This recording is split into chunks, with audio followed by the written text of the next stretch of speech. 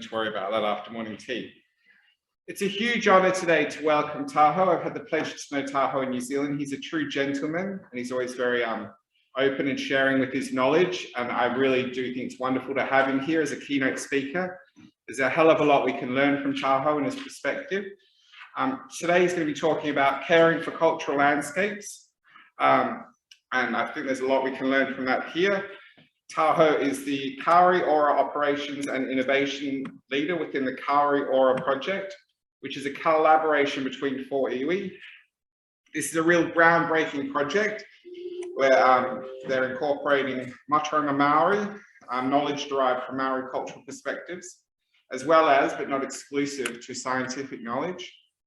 This collaboration is empowering Maori to actively be involved in the protection of their natural environment and their tonga species, the plants of cultural and environmental importance to them. It's a huge welcome to, huge pleasure to welcome Taoho. So thank you very much.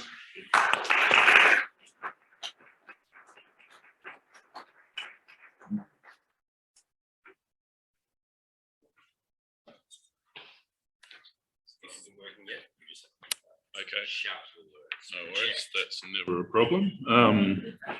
I'm in control though? You are in control. Okay, wonderful. Yeah, I'll just go down.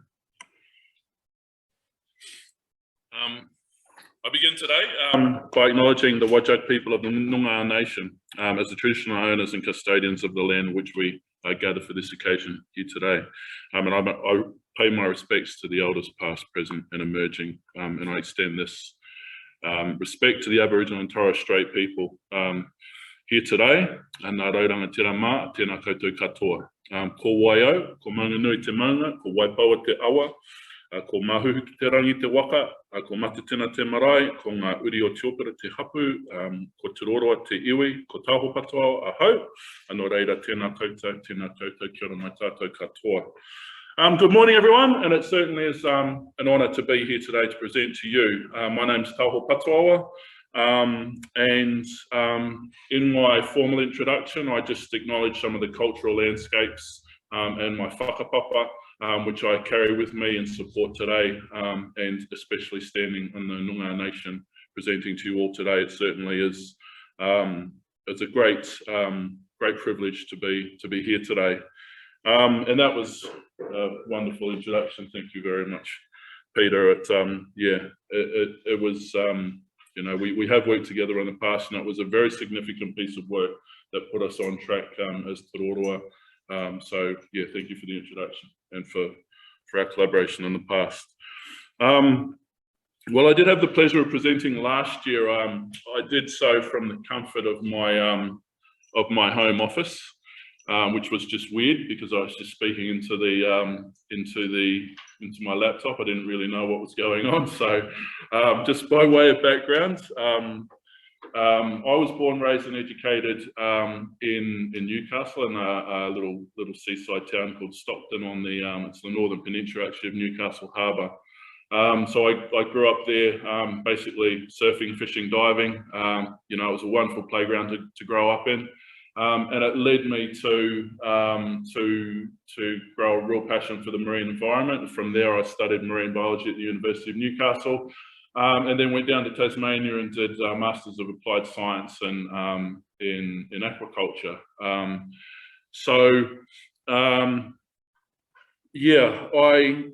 I was never really destined for a scholarly career or a sort of supporting kind of role in science, but one of the things that really attracted me was the application of science. Okay.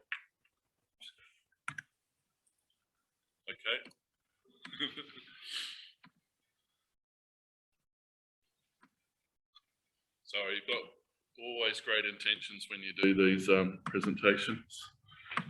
This is supposed to be, okay. So it's now doing, that's what it should be? Yep. Okay.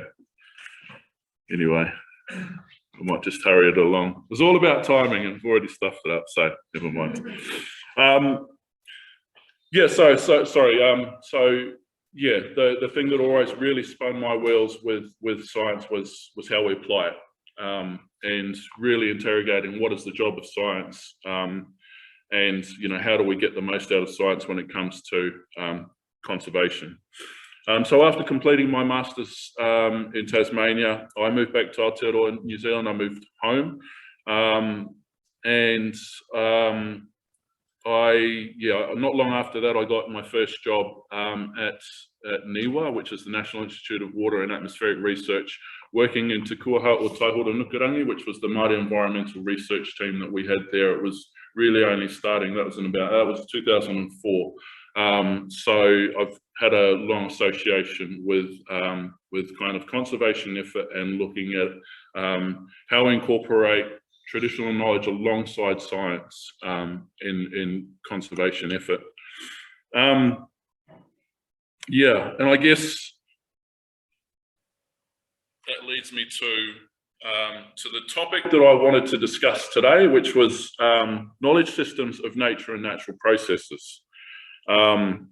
And in my discussion, I just want to draw on some of my own personal experiences of this and link this with the two central themes of DIG 2020, which are behaviour change and ecosystem resilience. So when Cameron and I first discussed my participation in DIG 2022, these themes really resonated with me. Because I think the themes of behaviour change and ecosystem resilience are significant outcomes that we all aspire to achieve for our natural landscapes. But when kind of tasked with talking about it, there was this one little question in my head that I couldn't shake. So I decided to kind of pursue that, and that was, what does inspire us to behave?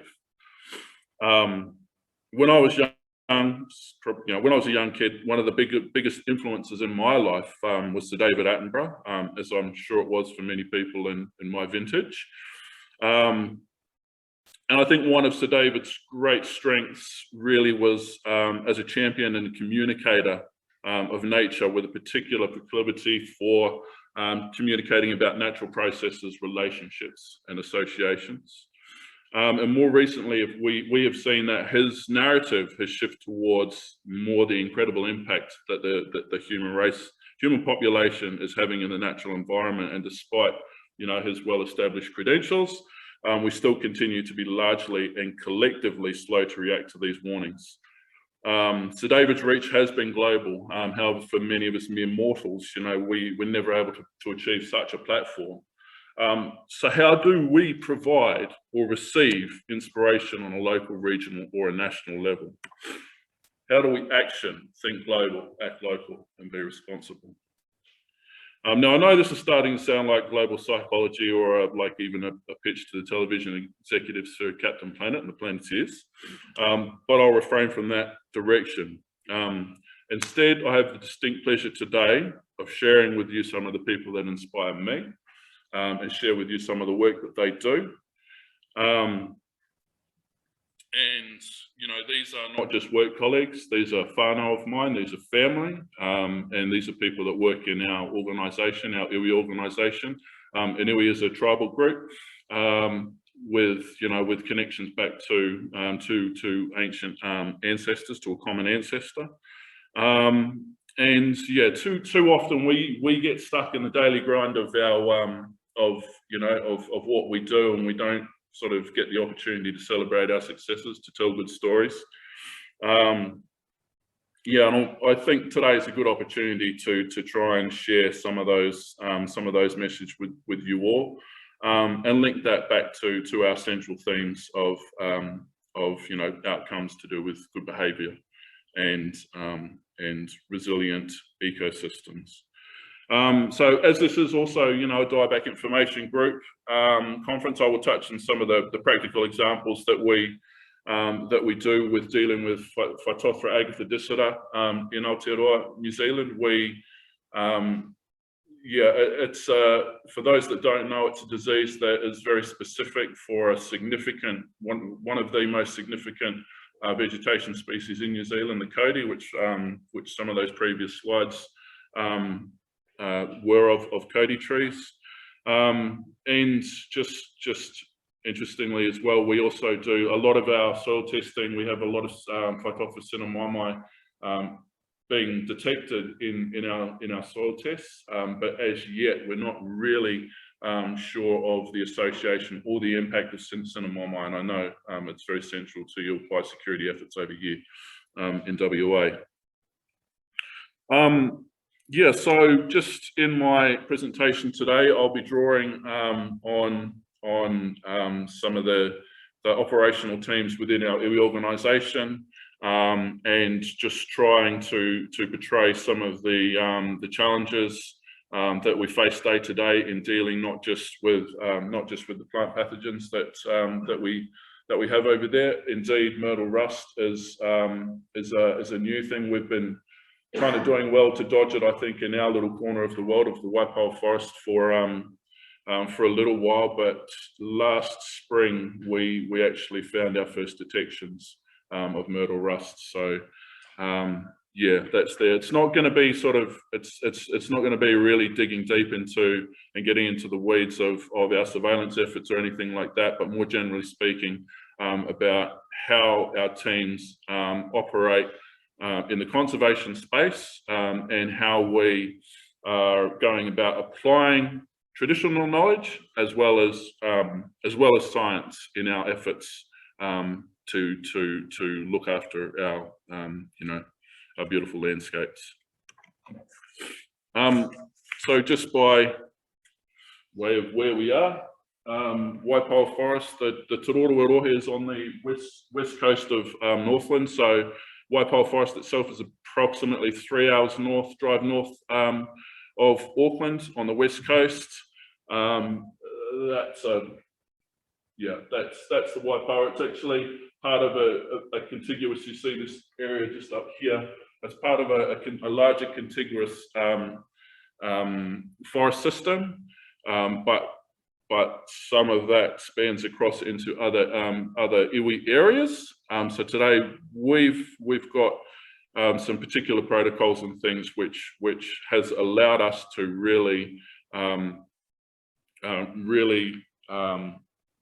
I guess establish our own working protocols as an iwi organisation and working in partnership with government agencies and the statutory authorities. And we get a lot of good support from the Department of Conservation, Northern Regional Council, Ministry for Primary Industries in New Zealand, and others. And we're very well connected as well with all of the universities and the CRIs in New Zealand. Some of that, we are also starting to really branch out and look for international collaborations as well, not just with other Indigenous groups, but also with other universities. Particularly inspired by, this is actually a really good time to say thank you to all you good people for in WA, because one of the things with, I suppose, as you all know, dealing with Taitokerau Sinamamai, with dieback, it's a heavy impact, and you've got to do that hard yards to really create your protocols and how you work in the landscape to make sure, one, that we're not making the problem worse, that we're going out with good intention to work well in the environment, and that we're not having that impact by actually being out there. So there's certainly a lot that we've learned from the WA experience. Similarly, with the North American experience on the Pacific West Coast there, with Taitokerau Remorum as well. Yeah, so I'll just take through I'm here hopefully spreading some good news. So we're very fortunate to have worked in this collaboration and introduced our Tāne Mahuta ambassadors.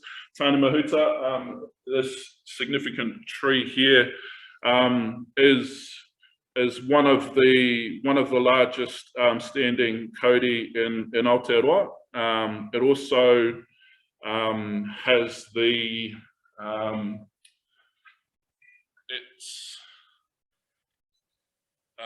location, they say, is everything. This particular tree is located about like a 2-minute walk off State Highway 12. So in the Waipawa Forest, you don't quite see it in that last image that I had up there, but We have a state highway that was pretty much ploughed through back in the 1920s as the route, and they went straight through the core heart of the Kauri zone.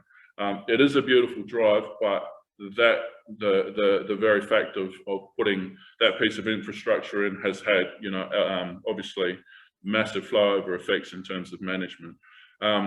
This particular tree is it's fully boardwalk, so you know, largely our visitors to the area, they're not tracking soil or anything through the area. There is a wash station at place, but really it's the ability. We've had our ambassador program running now for about 9 years. And they're our front line of defence. They provide advocacy. They provide, you know, apply traditional cultural practices and narratives and present to members of the public, or you know, when we have interested groups that come along, and we provide, you know, some of our cultural perspectives, as well as communicate some of the science around what is Phytophthora. What are we trying to do to slow the spread and contain this disease at place? And this you know, this particular tree has been accessible to the public since the 40s. Taina Mahuta, the name itself is derived from the Māori creation story. Taina Mahuta is one of the children of Patuawa, who was the Earth Mother, and Ranginui, who was the Sky Father. And in the creation story, it's actually Taina Mahuta who lay on his back and pushed with his feet to separate his parents and bring light into the world. So the depiction of Taina Mahuta, if you will, the root system is attested to be approximately 3 times the drip zone of the canopy. So the symbolism, I guess, is Taina laying on his back with his shoulders and head on the ground and pushing with his feet upwards. But at the end of the day, this is a tree that we have given, mankind has given to this tree, and it's placed that symbology and that burden onto that tree and created this this visitor experience, which is it is a significant visitor attraction north of Auckland. There are probably the big 3. Taina Mahuta is one. Cape Reinga, which is the very tip, which is where the spirits leave Aotearoa, heading back to Hawaii on the journey back home, and the Bay of Islands, which is where the Treaty of Waitangi was sound. So when it comes to management and looking after this particular site, you know, we're very fortunate in that we've wrapped around a lot of different management practices, which you know, affords a pretty solid level of protection for this particular tree. And for that reason, we've been able to maintain it staying open for public visitation for a number of years, even though we know that Phytophthora agathodicta is very close to it.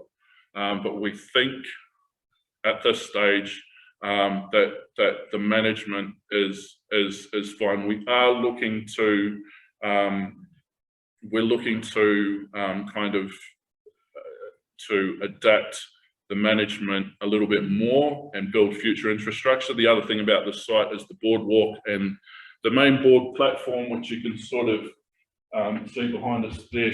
It's in quite a state, and we're really only doing band-aid fixes at the moment. And we're investigating what the future infrastructure looks and sort of tossing up, you know, future-proofing the site alongside potentially giving it a rest. But yeah, it's still fairly delicate. I won't go into it because we are involved. It's an active project, but it is an exciting project because one of the things that we've managed to create with, I guess, with the narrative around it, is shifting away from this visitor site being primarily about the visitor experience. First and foremost, we want to put forest health before that, and the visitor experience becomes part of that. Anything else there? Oh, there's quite a lot, but maybe you'll have to come over for a visit, and then we can talk more about it when you're in country in Aotearoa. Fantastic to work alongside these guys, and they do a really good job. Most of you see really good, obviously you see really good compliance, but when people are present and receive the presentations that the guys give on the platforms, it's usually very well received, and that's one of the best messages that we can get out there, and really providing the advocacy at place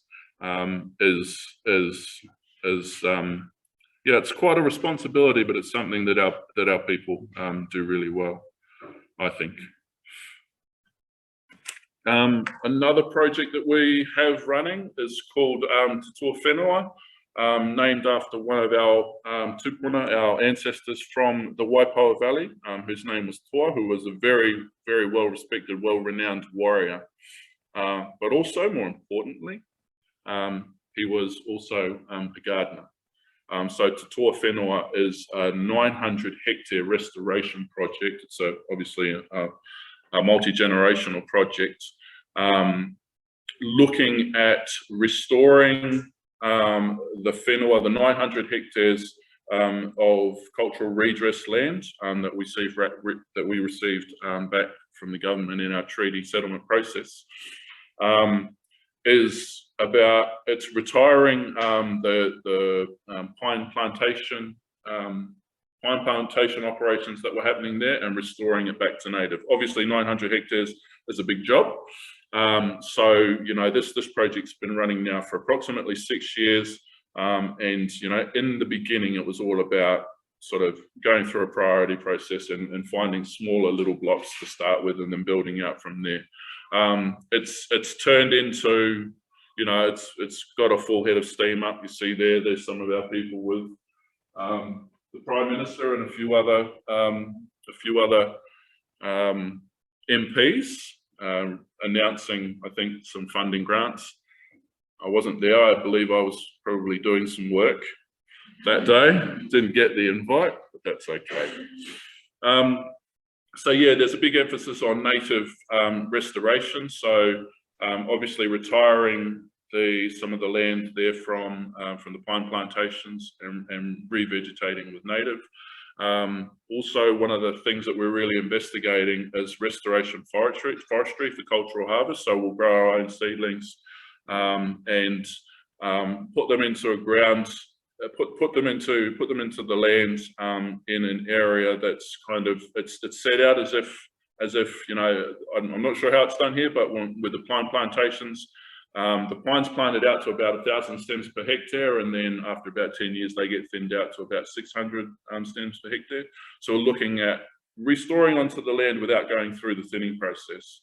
We're very fortunate though that where the 900 hectares is it's right next to the native seed bank of Waipawa, which is one of the kind of last remaining old growth Kauri forests there. So even underneath some of the pine that is there at the moment, the undergrowth, the native undergrowth is still in really good nick. So trying to use that natural landscape, but promoting native timbers and cultural harvest for potentially for future generations to use for their purposes of housing, what have you. I think it's a really cool initiative to be starting out in, and it's just something we're doing. There's no sort of fanfare around it. It's not. I actually think there should be, because it really does tick a lot of the boxes, but for some reason we didn't get the support from some of the usual suspects from the government agencies. So never mind, we'll carry on and we're doing it. So that's what it's all about. So some of the other things too is about establishing food forests. So making sure that our community that does live out there, it's a very remote part of Northland. There's still a lot of townships like this that are all based around our marae and around the family that live there, and making sure that we are you know, creating those opportunities for sustainability, for self-sustainability in terms of their access to food, whilst also looking after, you know, and protecting the native, not just the native foods, but also the food that's available from our waterways and from the marine environment. Another big part of Te Whenua is the riparian planting. We're pretty good in the Waipoa River in that, you know, there's the Waipoa River itself is rated as the benchmark in Northland, because it is probably 98% in its natural state. So we're just, you know, we're addressing some of those other areas that don't have that, and as I say, multi-generational project. That's the way we look at it. That where we see problems, we're going to try and improve those through doing the right kind of land management practices. Another aspect that's really been quite cool, because yeah, we do have some critically endangered plants. There's one particularly, which its Māori name is Ngā Roimata o Tohe, which is it's acknowledging the tears of Tohe, because the place that this particular plant grows on is called Maunganui Bluff, or Maringi Noa is a particular peak. There are, I think, 3 or 4 main peaks on this particular bluff, but from sea level, pretty much straight vertical, it hits about 380 meters, so it's a straight sheer cliff. And these little plants, these guys grow right on their rocky outcrops. They grow in bugger all soil, but they live in like the cracks of the rock, and are fed largely from the cloud formations that hang around those peaks. But this particular plant, we were down to 6. We were down to 6 in the wild when we took some cuttings. This was probably 6 years ago, and those plants in the wild on the top of this particular place, they're all gone now, but we have had some abseilers go down the cliff and find more a little bit sort of down there. So we do have a little bit of a problem with goats, and those buggers can get anywhere. A sheer cliff isn't a problem for them. So we're looking at ways of really managing that place and trying to get these plants that we're growing in the nursery back out to that environment where they're from.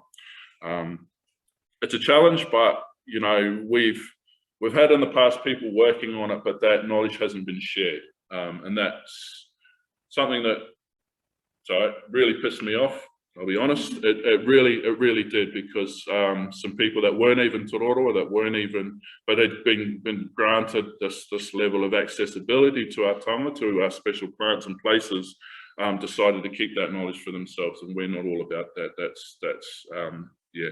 That's an old way of thinking, not into it at all. And you'll see there's a little picture there of our nursery. So we do a lot of eco-sourcing. We do some eco-sourcing to support research as well.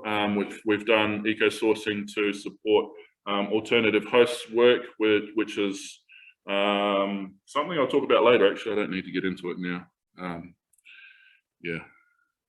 Am I going for time, Peter? Got 5 minutes officially, but we'll try and get questions. Yep, no worries.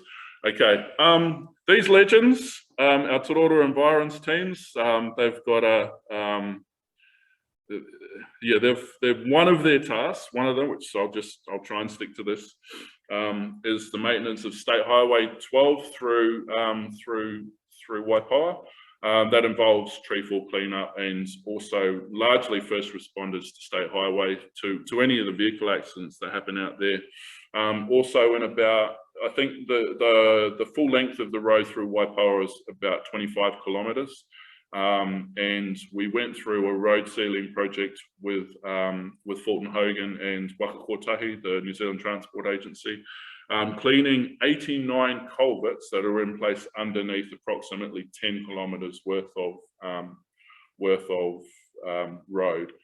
Those 89 culverts had never been touched for probably about 15 years because of the fear around working and potentially spreading Kauri dieback disease. But we embarked on it. We had some pressure from certain people saying, can we relax the way that we're working, but we were having none of it. It wasn't about trying to slow the progress of it. It was about actually trying to find workable solutions for the problem. So, you know, what we did was we used the available data that we had on where known infection sites were. It's largely, so that particular 10 kilometres of road spanned over 2 catchment areas. And so we worked in a manner that was working from downhill to uphill and working from those areas of least infection to the more high risk ones, doing those later. So just applying some common sense with management. Yeah, and you know, our guys, particularly, you know, winter seasons, we do have massive problems with tree falls on the area, but our guys are out there doing it, and it's just great to see the pride that they take in their work, and that's one of the real strong outcomes in the way that these guys work. That we, you know, that we have these significant problems, but particularly dealing with PA, Whatawha Agatha Disorder, sorry, but you know, these guys have been doing it now for a number of years, and with that experience comes confidence, and you know, with that confidence, you know, it just creates a great environment. They can go out, they can do their job, they can do their hygiene controls, and they can come back and be really fulfilled. And it's really cool to see the way that these guys work. Our Aotearoa project. So this is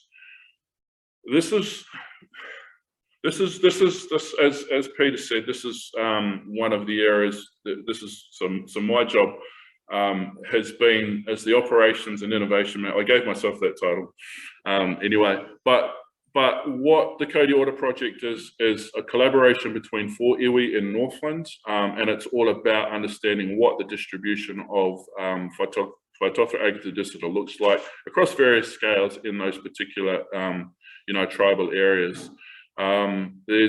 We are actively supporting research across those areas as well, but one of the real key innovations has been working in a space where we're applying traditional knowledge and traditional Māori ways of learning to our teams.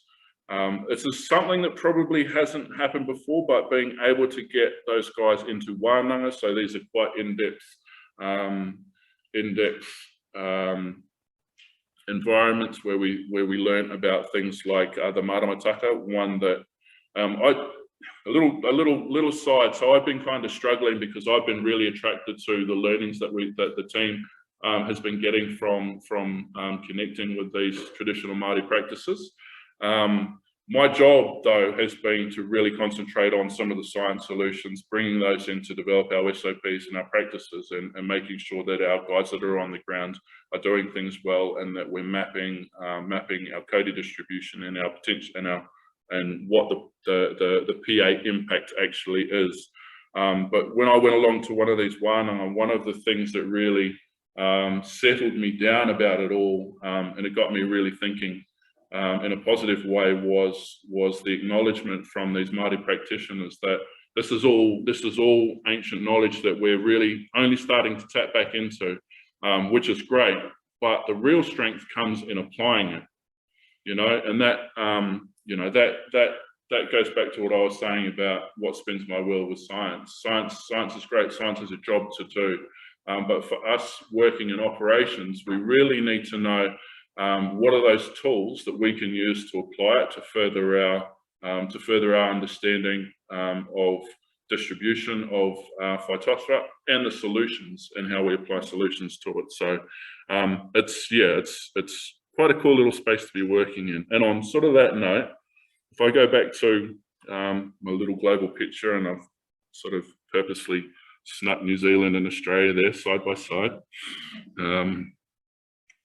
You know, they're there to be used. We have traditional knowledge. For us, it's largely based. It's a value system.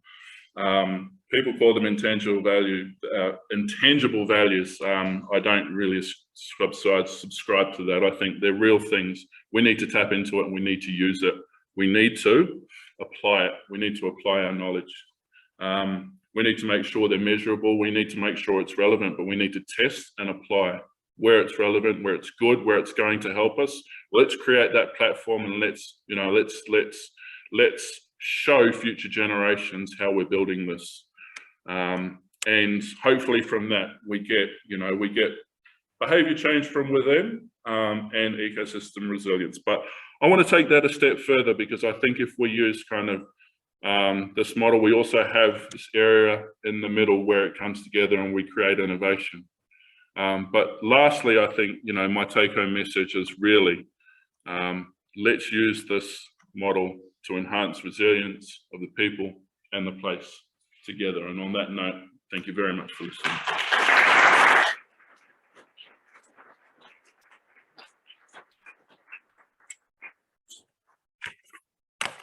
That was lovely, and I really appreciate the concept of the relationship and the beautiful diagrams at the end really illustrated that so lovely. I think as we talk about relationships, it's very important that we have interaction.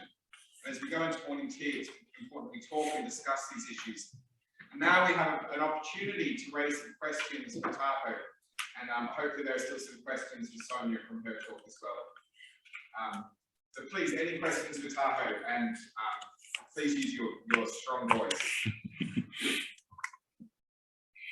Nothing good. I've got a question.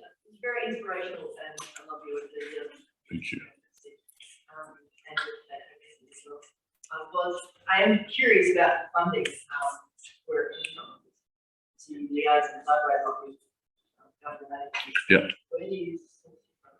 Yeah, good question. A lot of it is from the government. So we do have a lot from the Department of Conservation. They are, yeah, they're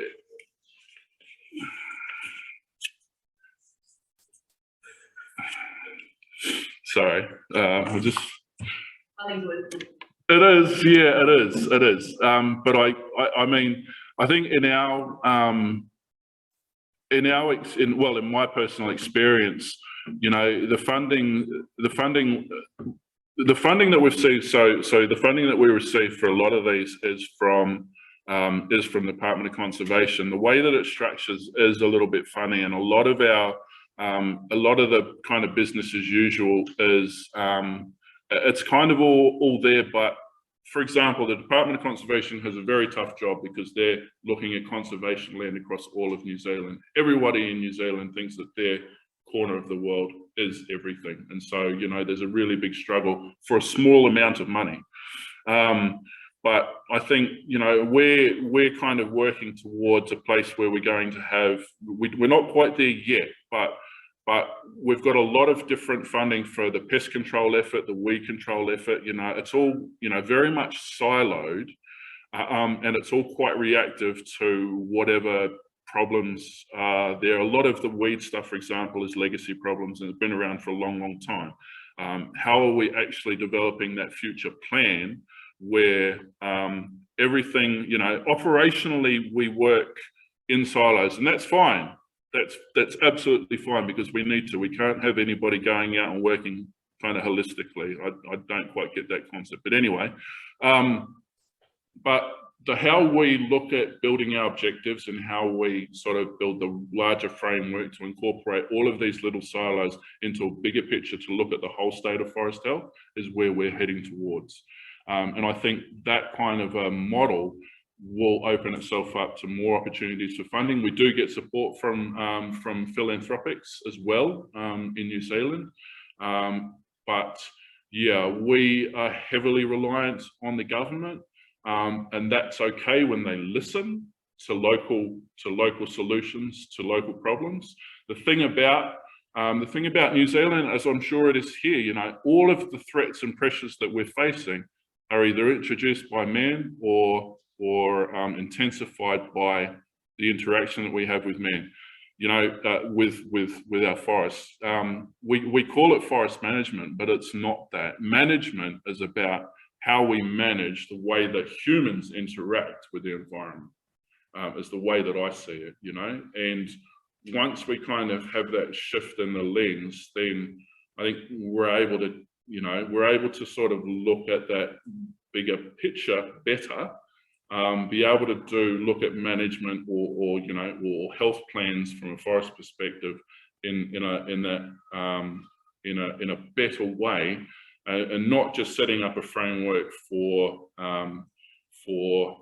looking at your management problems, your solutions, but also use it as a guide to investment. So where we see the problems are, where we think we're making gains, where we continue using, you know, business as usual practices, but where we need significant investment, let's build those plans to kind of, you know, 3-4 years out before it really becomes a bit of a problem. Yeah, but lots of nuance in there, obviously. Yeah. Beautiful. Any other questions, please? Yes. Quick question. Could you explain a little bit more about what is the iwi for you guys and how the iwis sort of communicate and manage together? Yeah. Okay. So across New Zealand, much like it is in Australia, our iwi tribal groups are very much like, I guess, the Aboriginal First Nations, the nations here. There's a lot of I've seen the Australian example of what the distribution of the different nations are. One of the things I loved about it was there's no hard borders, there were soft borders. So it's acknowledging that there's crossover between different nations and different families. We have much the same thing, heavily political because of the Treaty of Waitangi, legislation that we have in New Zealand, and I won't get bogged down in that because that's a whole can of worms. But really, you know, what we try to do is acknowledge that each of these areas that we work in does have a tribal iwi. From that, there are smaller groups called hapu, which are more sort of family centric and more community based. So the way that we kind of work, and I think COVID's really brought how that kind of structure works or should work in the New Zealand context, in the fact that we do have iwi organisations.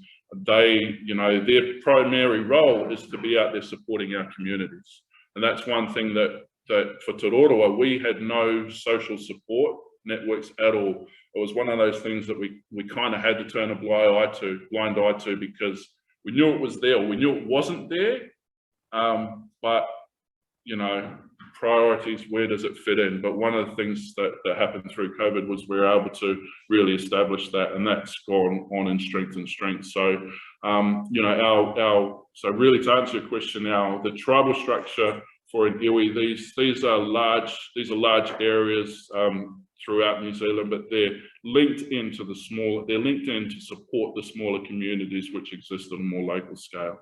And so making sure that when we set our objectives around looking after some of our cultural landscapes, that we have those, that we have all of our whānau buying into what management looks like across, yeah, particularly across conservation, but across everything. Yeah, there are a few other sort of, again, other nuanced things which I won't go into, but that's generally speaking, I think,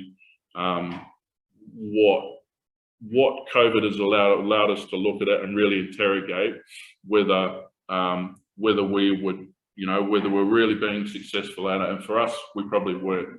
So we were, you know, I didn't talk about the social. There's a whole another arm there. But yeah, it's been one of the really good things to come from COVID is to be able to connect back to all of our smaller communities. Yeah. Thank you, Taoho. Sorry, that was a long answer. So, important topic. Do we have any questions for Sonia on holiday shop or on nurture rust? Damn it, I did. Yeah, I'm just wondering, is Western Australia a location where you get affected? Sorry, Australia is Western Australia desert? Oh, that's the only place in Australia. So today, yeah. Yes, Sorry, I don't know much about the law. And maybe I listened to your talk as well. You said the significant sort of distinctive, and also very good to say that they are.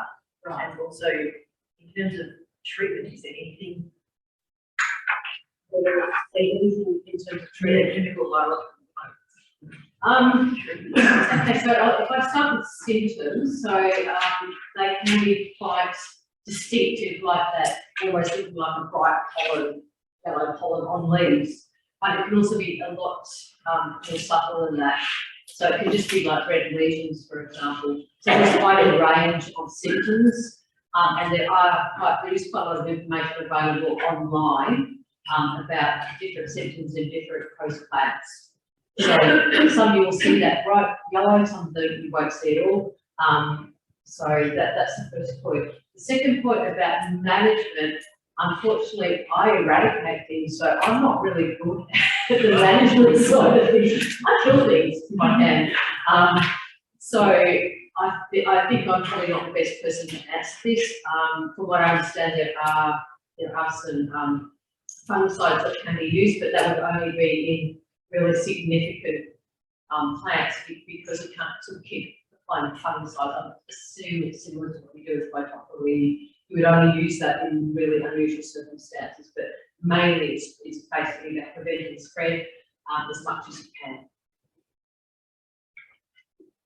Oh, I've got a question for Sonia about maybe shock or board. You mentioned that it can take up to about 10 years to measure impact. You sort of define impact and how you measure that and what takes so long to measure that. So what happens, so when a new disease or an insect or whatever you have moves into a new area, particularly with a polyphagous species, we know what it does overseas. We don't know what it does under local conditions. We don't know, what the effective temperature might be, what the effective host may be. So that's why it can take quite a long time for us to actually find out what it's doing. And we know from overseas observations is that so for example, avocados were thought to be that big a host, but now we're seeing that we have certain host plants, avocado plantations in South Africa, it can have a big impact. So there's these sort of things that are, it's biology, it's ecology, that sort of thing takes time to observe as it spreads. But I should mention that we're hoping to get a funded eradication campaign approved nationally, and if so, we're going to do our damnedest to eradicate this. But that's our intention. If we can do it or not, that's another story. It is not easy to eradicate something like this. Thank you, Sonia. I think we better leave it now for morning tea. Just note that morning tea, the special dietary requirements are at one end of the table, so people please just try and observe the special dietary requirements. Please talk with each other, discuss these points, ask more questions, and we'll be back at 10:45. We need to keep close to schedule because we do have some online presentations. Thank you very much, everyone.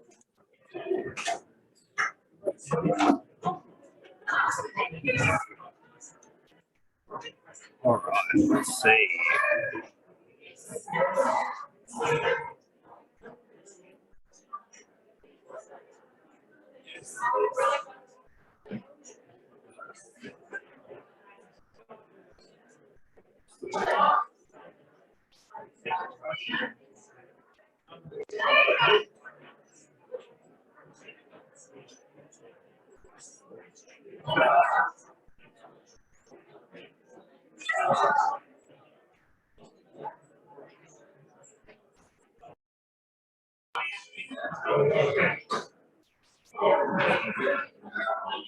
All right, can that go through there?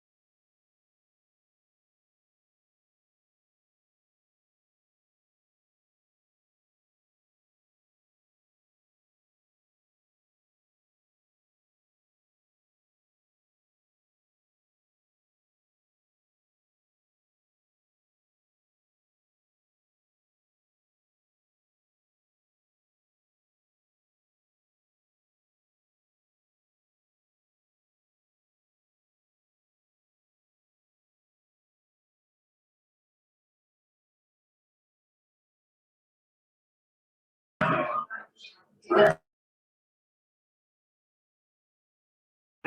right, does that work? Yes, no? Dear Lord.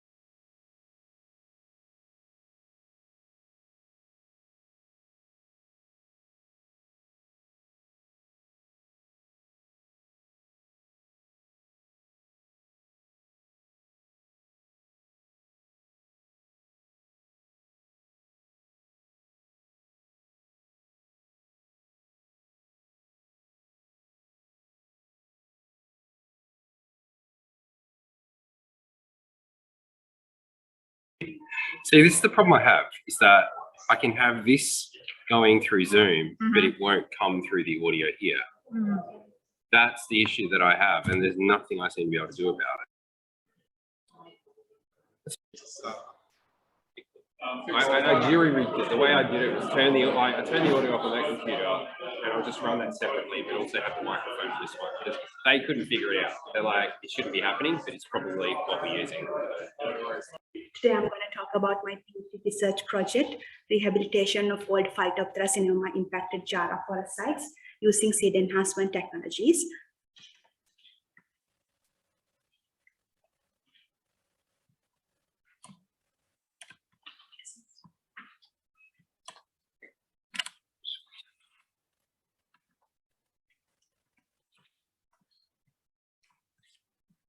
So basically the aim of this project is identify a range of native plant species that can serve with Phytophthora, then examine whether seed enhancement technologies can help to establish seedlings in infested areas. So this project is carried out in 5 reserves located in Shire of Manderi, the Jara forest. So we have carried out a vegetation survey in these 5 reserves as the baseline of the study to assess the impact of the pathogen. Tom already discussed about the methods that we use for the vegetation survey. So, so my results analysis is quite different from his, because I'm considering each reserve separately to see the impact there rather than considering all of them together. So here, when you have a look at these bar graph, I have plotted the mean relative abundance percentage of each life form. So basically, I want you to have a look at red and blue bars. So except in Superblock Reserve, in all the other 4 reserves, we have observed reduced shrub and subshrub abundance in infested areas. And purple and green bars, herb and sedges abundance, they have increased in infested areas. So basically, when we look at this picture, so this is most of the reserves looks like this. There's nothing present in the understory, but in some reserves, herbs and sedges have colonized there. So we have some species present there, but there are no any shrubs or subshrubs. So there is a necessity to get back some shrubs to in these areas to ensure the ecosystem functioning. So as a second experiment, we did a pathogenicity experiment to identify native species that can survive with Phytophthora. So in the first experiment, I have selected like 50 species, native species, and they were tested for their seed germination, seedling emergence, and early survival with Phytophthora. When I was selecting these 50 species, I basically considered the cost of the seeds and whether they are shrubs or subshrubs and whether they can provide food and fish to the wildlife. And I have 24 species that survive with Phytophthora during the early age. And then I did a proper pathogenicity experiment to see whether they are susceptible or resistant to the pathogen. So from these both experiments, we have selected 11 species that survive with Phytophthora. Basically, a majority of these species are mid-storage shrubs. The third experiment was assessing seed enhancement, whether they can help to establish seedlings. So these seed enhancement techniques is a quite new area. So first I will give you a brief introduction about this technique. So these are basically post-harvest treatments that we can apply to seeds. So these techniques has been successfully used in mine rehabilitation sites in Pilbara, Western Australia, and sagebrush ecosystem restoration sites in North America. So these techniques can provide wide range of benefits to the seeds, such as they can improve seed handling and distribution through machines, protect seeds from seed predators, and improve seed germination and establishment. Moreover, they can deliver different compounds to benefit the seeds for their seed protection or recruitment. So there are three main types of seed enhancement. So basically we have we can do physiological manipulation. We can either prime or acid digest seeds, or else we can do physical alteration. We can coat or pellet seeds, or else we can do flash flame to get rid of all the unwanted appendages and improve the flowability of these seeds through the machines. The third type is additives. We can add different additives such as biological inoculants, nutrients, and growth regulators to improve the performance of the seeds. So for my seed enhancement experiment, we selected 4 species which were tolerant to Phytophthora. So considering the fact that none of these seeds required any physiological manipulation, or they don't have any unwanted appendages that we need to get rid of, so we decided to use extruded pellet as the seed enhancement for these species. So the first seed enhancement experiment was carried out to determine optimum percentages of dry ingredients that we need to produce pellets. So as the first step, we scanned all this, extracted all the seeds and selected the healthy viable seeds. And then we measured all dry ingredients and we prepared a slurry using water. And then we prepared the pellets using molds. And in this case, we placed the pellets in the middle of the pellet. We placed seeds in the middle of the pellet. And once the pellets were dried, we set up the glasshouse experiment. So basically, there were 5 different pellet types, and as control, there were bare seeds. So in these pellet types, calcium bentonite and diatomaceous earth percentage were constant, whereas sand and topsoil collected from the reserves were varied. So here, moving to the results, here I have plotted seedling emergence percentage for all the 4 species against time. So as you can see, in all the 4 species, seedling emergence was considerably low in the pellets when compared to the control. However, in Acacia acuminata and Melaleuca seriata, the base pellet shown in this red color emerged the highest out of all the other pellets. So we selected base pellet recipe as the best pellet formulation for the next experiment. So this is that formulation. So then we carried out another experiment to determine the optimum method that we can use to prepare pellet for each selected species. So we used the same base pellet recipe which we selected from the previous experiment, and we prepared pellets in 2 different ways. First, we prepared pre-made pellets in the laboratory beforehand using the molds, and then when I'm setting up the glasshouse experiment, we prepared field deployed pellets using syringes. So in both of these instances, we mix seeds with the slurry to place seeds randomly across the pellet. So similar to the first experiment, we again, seedling emergence percentage was plotted at this time for 4 species. So as you can see in Acacia acuminata, field deployed pellet, which is shown in green color, emerged best. And when we compare control and field deployed pellets, there was no significant difference between these two. So we selected field deployed pellet for Acacia, and in Calacamus and Melaleuca, pre-made pellet shown in green color emerged up to 100% and they all passed the control. So we selected pre-made pellet. And however in Hakia,